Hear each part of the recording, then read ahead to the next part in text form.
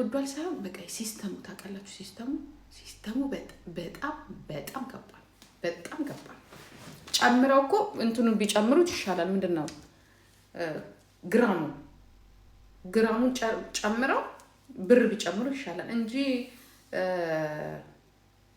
ኳሊቲ በዚህ አይነት የሆነ ነገር ላይ ኳሊቲ ይቀንሳል ዋጋው ግን። ምክንያቱም ዋጋ ቢጨምሩ ማን ነው ኡና የሚባለው እንደ ህዝብ ነው የሚነሱባቸው። ስለዚህ ዋጋ ይጨምሩ። ግራሙን ግን ቀንሰውታል፣ በደንብ ቀንሰውታል ግራሙ በደንብ። እኔ ለነገሩ ሁሌ አላበላቸውም፣ ግን አንዳንድ ጊዜ ይፈልጋሉ። በቃ ሜክዶናልድ ምናምን ናግልስ ምናምን ይሉኛል። ቤት ሰርቼ ምናምን ስሰጣቸው ብዙም እንትን አይደለም። ቆይ እሺ ብዬ መንገድም ስለነበረ ንፋስ ምግብ ንፋስ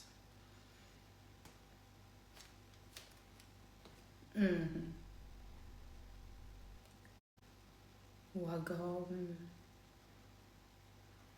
ዱባይ እርካሽ ነው። ለምን መሰላችሁ? ዱባይ እንትን አለ፣ ፖርት አለው ዱባይ። ገባችሁ? እኛ ጋር ፖርት የለም። አለ የተወሰነ ነው ያለው ወደ እንትን፣ ግን ሁሉም ኢምፖርት የሚደረግ ነው። ገባችሁ? ስለዚህ ያንን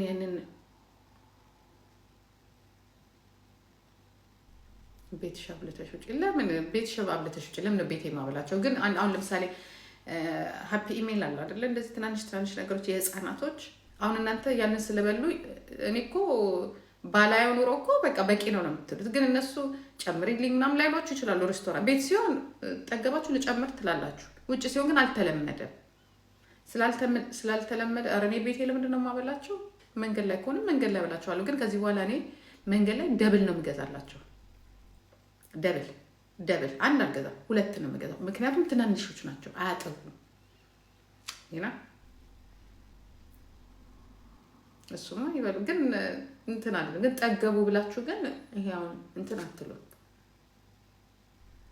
ጃንኒማ ውጭ መብላትም አለባቸው፣ ግድ ነው መልመድ አለባቸው። የውጭ ምግብ የውጭ ነገር ከሰው ጋር ምናምን መቀላቀል ምናምን መልመድ አለባቸው። ይወዳሉ። የመጫወቻው ምናምን ስላለ ጊፍት ይሰጣቸዋል ምናምን ስለሚባል ማሚን ጥሪውና ተጫዋች ይመጣሉቷቸው። ችግር የለውም። እኛ ጤና ማንንም ማጠራብ የፈለገ ይምጣ። ኑሮ ሁለት ቦታ ነው የጨመረው። ኑሮ ሁሉ ቦታ ነው የጨመረው። ኢትዮጵያ አይደለም ነው የምላችሁ። አሁን እኛ ሁሉ ጊዜ እናንተ ኢትዮጵያ ኑሮ ተወዷል ትላላችሁ። እግዚአብሔር ምስክሬ ነው የምላችሁ ጋይስ።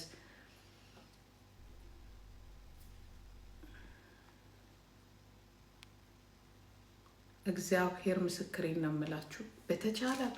በተቻላችሁ አቅም እናንተ ያ ኢትዮጵያ ያላችሁ ሰዎች ተመስገን ብላችሁ ነው። በተቻላችሁ አቅም በተለይ ጥሩ ምግብ ነው ንጹህ ምግብ ነው የምትበሉት። ሌላው ፖለቲካው ምናምን እንዳለ ተውትና ጥሩ ምግብ ነው ንጹህ ምግብ ነው የምትበሉት። አየሩ ጥሩ ነው።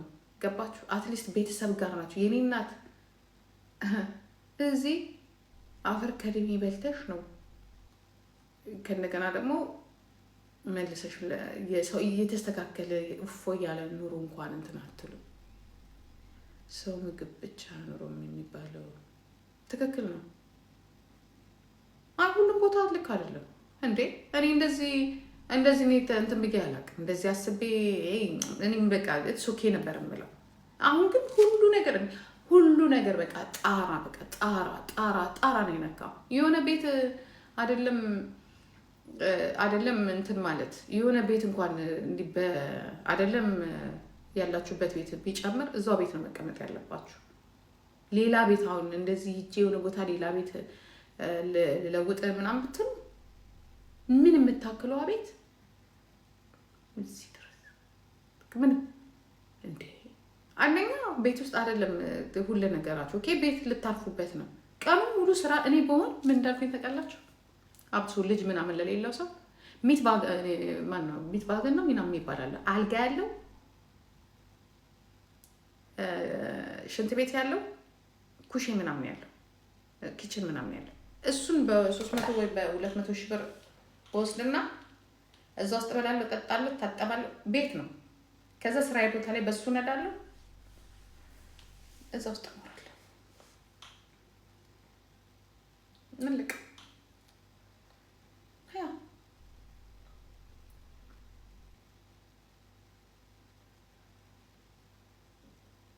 እሱማ ጦርነቱማ እሱም ከባድ ነው። ግን ኑሮ ግን ብቻሽን ሆነሽ ተንቀሳቃሽ ነው። አንደኛ ትራንስፖርት ተወዷል። ትራንስፖርት ዋና ነገር ተወዷል። ትራንስፖርት ተወዷል። ኤሌክትሪክ ተወዷል። ቴሌፎን ተወዷል። ቴሌፎን ጨምሯል። የኔ እናት እኔ ድሮ ለአንድ ቴሌፎን ነበር ታሪፍ የምከፍለው መሰላችሁ? $80 ለአንድ ማለት ነው። እዚሁ ጋር በጣም በወልቃቃ ስለሆንኩኝ በስሜ ለዛም ወጥቼ ወደ $200 ምናምን ነበር የምከፍለው። የኔ እናት አሁን 2 ቴሌፎን የምትከፊበትን አንዴ 100 ምናምን ዩሮ፣ 130 ዩሮ፣ 140 ዩሮ ካምፔር ያ ሚትባገን ያ ጋይስ እኔ እንደዚህ ሳወራላችሁ ውሸቴን አይደለም። በጣም ትንሽ እንትን ብሏል ሁሉ ነገር። በተለይ ከኮሮና በኋላ መጀመሪያ ኮሮናው መጣ፣ ከዛ በኋላ ፕራይሳቸውን ጨምረዋል። እና ይሄ ኢትዮጵያ ብቻ ግን አይደለም ልላችሁ ነው የፈለኩት። እናንተ እዛ እየኖራችሁ ምናምን የምትሉት ለመሰላችሁ ለምን እኛ በብዛት ስናማረር የማትሰሙን ማለት ነው። በተለይ አውሮፓ ያለው የመንግስት ተረጂ ነው። መንግስት ነው የቤት ኪራይ የሚከፍልለት፣ መንግስት ነው መብራቱን የሚከፍልለት። እነሱም እያማራራቸው ትልቁ ነገር ያለው ምን እንደሆነ ታውቃላችሁ? ከመንግስት የሚወስዳሉ፣ በጥቁር የሚሰራሉ። ስለዚህ ወጥተው ይሄ ተወዷል አይሏችሁ። አሜሪካን ደግሞ ደስ የሚለው ለሼር ነው የሚያደርጉት ሁሉን ነገር።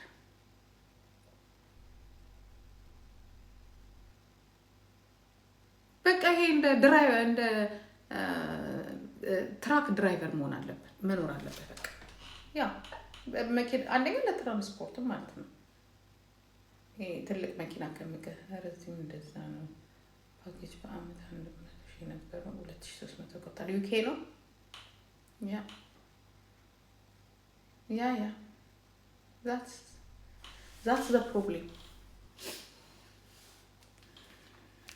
እኔ ምን አገባኝ ስለ እንድሪስ ፉኬር ስለ ራስ ስለ እንትና አታወራም እንዴ? እና ጀርመን ውስጥ እናንተ ምን አለባችሁ ምናምን የምትሉት ምክንያቱም ምንድነው አዳሜ እንትን ነው ተረጂ ነው፣ የመንግስትም ተረጂ ነው፣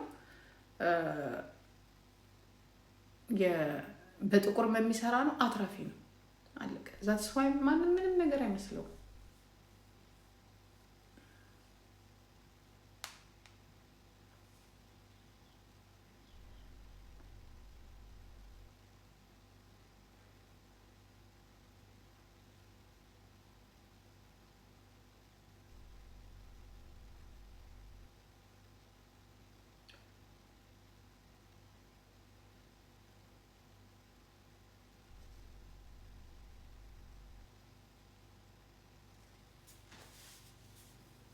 የምንጣሙ ካናዳ እጅ እንዴት